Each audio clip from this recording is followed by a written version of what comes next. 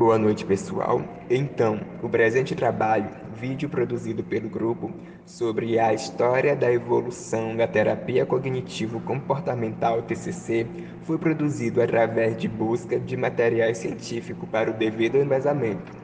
O trabalho visa desenvolver habilidades e competências acerca do vídeo, com o objetivo de estimular a criatividade e desenvolver habilidades, levando em consideração que, após a execução do trabalho, os alunos ganharam experiências que implicam positivamente na graduação. O presente trabalho foi desenvolvido e organizado por partes, tópicos. De início, o que é a TCC, quando e como surgiu, a história e as principais terapias comportamentais contemporâneas. Então, vamos falar um pouco sobre a terapia cognitiva comportamental. Ela é uma forma de psicoterapia ativa, semi-estruturada e limitada em relação ao tempo. Ou seja, a TCC, ela foca mais no presente, sendo estruturada de forma que tenha um começo, um meio e o fim. Então, o intuito é identificar o problema que o paciente traz e buscar solucioná-lo, para que ele não viva dependendo sempre da terapia, mas que ele desenvolva habilidades para modificar os seus pensamentos conscientes e assim como o seu comportamento disfuncional. A TCC também tem o objetivo de identificar e corrigir padrões de pensamentos conscientes e inconscientes que causam interferência ou sofrimento emocional excessivo na vida do paciente. Então, acredita-se que não são os acontecimentos em si a causa do nosso sofrimento, mas sim os significados que nós atribuímos a ele. Acontece que a forma como nós vamos atribuir significado a determinadas situações vai depender muito das nossas crenças centrais, dos nossos pensamentos automáticos, que são derivados dessas crenças centrais. Na TCC, existe um processo chamado de retroalimentação, ou seja, o indivíduo que está diante de uma situação vai ter um pensamento automático. Desse pensamento automático, ele vai sofrer reações, vai sentir emoções, e essas emoções vão levá-los a determinadas ações. Até aí tudo bem, isso é algo normal que acontece com todos nós, mas a partir do momento em que esses pensamentos eles se tornam disfuncionais, vão acabar trazendo um sofrimento para o indivíduo ou até mesmo impedindo ele de crescer e de evoluir pessoalmente.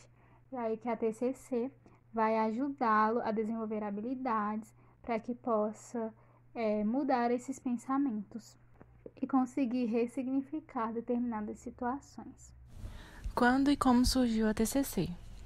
A terapia cognitivo-comportamental surgiu no início dos anos 60 através do psiquiatra Aaron Beck, por meio de pesquisas com pacientes deprimidos. Ele percebeu que esses pacientes tinham uma visão distorcida de si mesmo, do mundo e de seu futuro. A terapia cognitivo-comportamental surgiu com o objetivo de corrigir esses pensamentos distorcidos e aliviar os sintomas depressivos. Beck então publica o livro Terapia Cognitivo da Depressão em 1978, a fim de detalhar sua nova teoria e os procedimentos terapêuticos associados a ela. Logo após, surgiram novos escritos com novas terapias, como a terapia racional emotiva comportamental, criada por Albert Ellis e outras.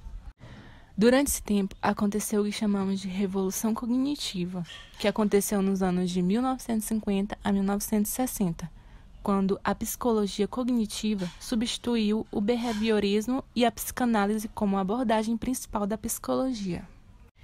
Isso fez com que a teoria cognitiva aplicada a mudanças de comportamento obtivesse maior atenção. A partir dessa revolução, surgiram muitos modelos teóricos e técnicas terapêuticas cognitivo-comportamentais, disponíveis até os dias atuais. O contexto histórico em que se desenvolveu a teoria cognitivo-comportamental se remete à década de 70, onde a psicanálise, o behaviorismo e o humanismo eram as principais abordagens que dominavam o campo da psicoterapia.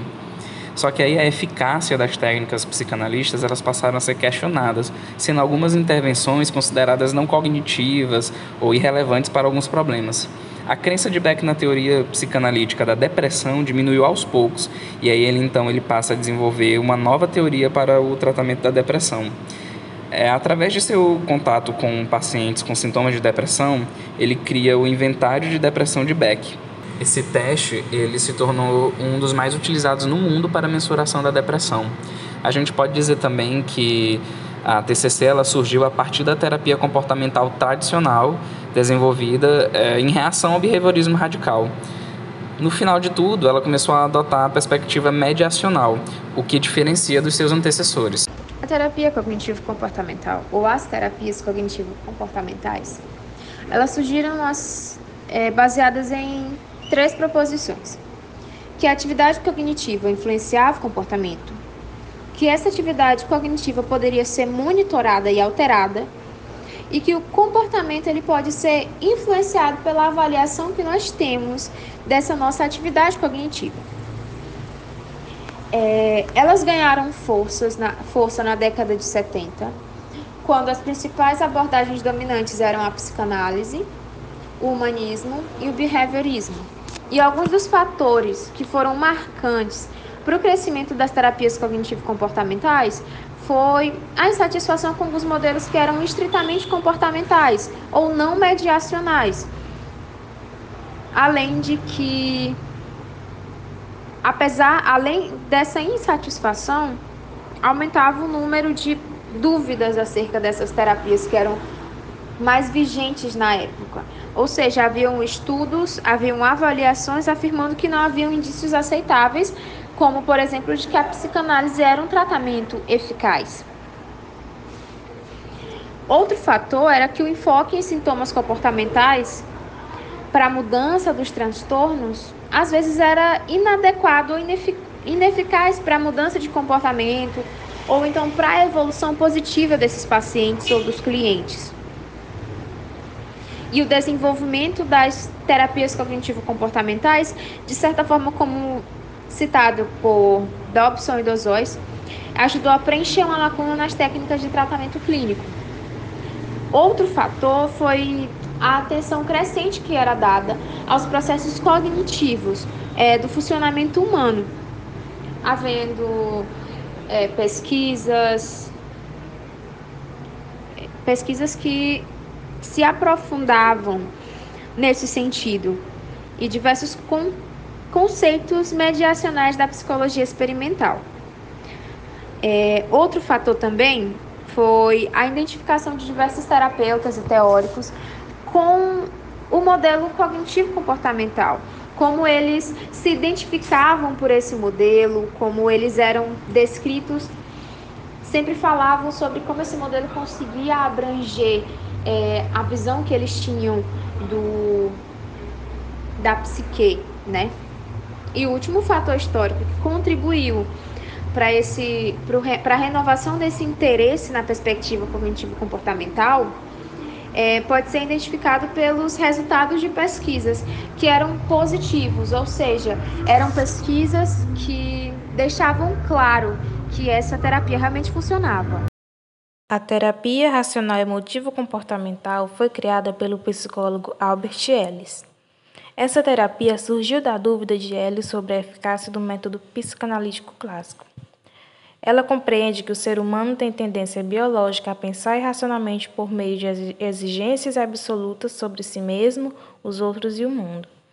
O objetivo dessa terapia é fazer com que os clientes desenvolvam uma visão mais racional, lógica e realista sobre a vida, ajudando a alcançar suas metas e propósitos. Bom, irei falar sobre o modelo cognitivo para Aaron Beck.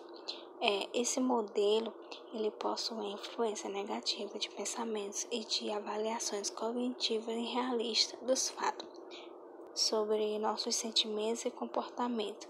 Ou seja, esse pensamento causa uma reação emocional, comportamental e alterações fisiológicas no corpo da pessoa. Esses pensamentos são chamados de pensamentos automáticos, são aqueles pensamentos rápidos e que muitas vezes não percebemos. Esse método é muito utilizado no Brasil para tratar os mais diversos transtornos mentais, como a identificação de padrões de comportamentos, de pensamentos, hábitos e crenças em pacientes. Aaron percebeu que seus pacientes deprimidos tinham a visão distorcida de si mesmo e do mundo.